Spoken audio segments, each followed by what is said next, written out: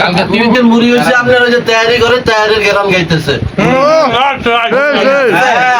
তৈরি করে তৈরির গ্রাম গাইতেছে মুড়ি হয়েছে তৈরি পেঁয়াজটা কম হয়েছে আর হইলো আমার তেলটা কম হয়ে গেছে নাহলে মরিচ মশলা একটু কম হয়েছে ভাই না আমাদের তেল প্রচুর তেল হয়েছে তেলটা খুব সব পারফেক্ট হয়েছে আমি বানাইছি আমি কইতে পারি সবই পারফেক্ট হয়েছে ভাই মুড়ি বেজে একটা জাল আমরা সরিষার তেল আনি আমাদের তেল খাঁটি তেল কারণ আমরা যখন পাকাইতে যাই হ্যাঁ সরিষার তেলে একটা জিনিস হইলো পরীক্ষা করো যখন চুলাতে তোমার পেঁয়াজ দিবা তেলটা গরম করবা দুজি দেখো যে এটা ফেনা ওড়ে তলে তো বুঝে এটা 1 নম্বর সরিষার তেল এটা ঠিক হ্যাঁ বুঝি ওই মোড় আনতে তো যা বলতে মুড়ি পাটি একটু আমরা আজকে মুড়ি পাটি যাচ্ছি তাকে মার আসসালামু আলাইকুম, welcome to my another video. আশা করি সকলেই ভালো আছেন। আমি আলহামদুলিল্লাহ আপনাদের দয়ায় খুবই ভালো আছি।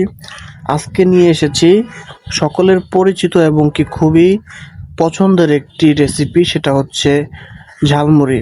এই ঝালমুড়ি কিন্তু রাস্তায় গেলেই 20 টাকা দিয়ে বা 10 টাকা দিয়ে ঝালমুড়ি কিনে খাওয়া যায়।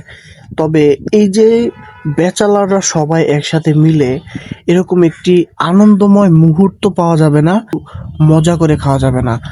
ঠিক আছে, রাস্তার ঝালমুড়িটা খুবই মজা হয়, তবে এই আনন্দটা কখনোই পাবেন না। এটা আনন্দর কারণে ঝালমুড়িটা আরো দ্বিগুণ মজা বেড়ে গেছে। আমার এক বন্ধু বলছিল আসলে ঘরে চা বানালে অনেক কষ্ট, তবে আমি তাকে বলছিলাম ঘরে চা বানায়া আমি 1 মগ চা খাইতে পারতেছি, কিন্তু বাইরে চা খাইলে তো আমি 1 মগ চা খাইতে পারতাম না। আর এখানে আমি চা বানাইছি নিজের হাতে, সব কিছুই নিজের কন্ট্রোলে বা পরিষ্কার পরিচ্ছন্ন এরকম কিছু। তাই বাইরের ঝালমুড়ি আর ঘরের ঝালমুড়িটা খুবই আলাদা। আর বেচারারা একসাথে হলে এই ঝালমুড়ি খাওয়াটার আনন্দ আরও দ্বিগুণ। তো ভিডিওটি কেমন লেগেছে অবশ্যই জানাবেন।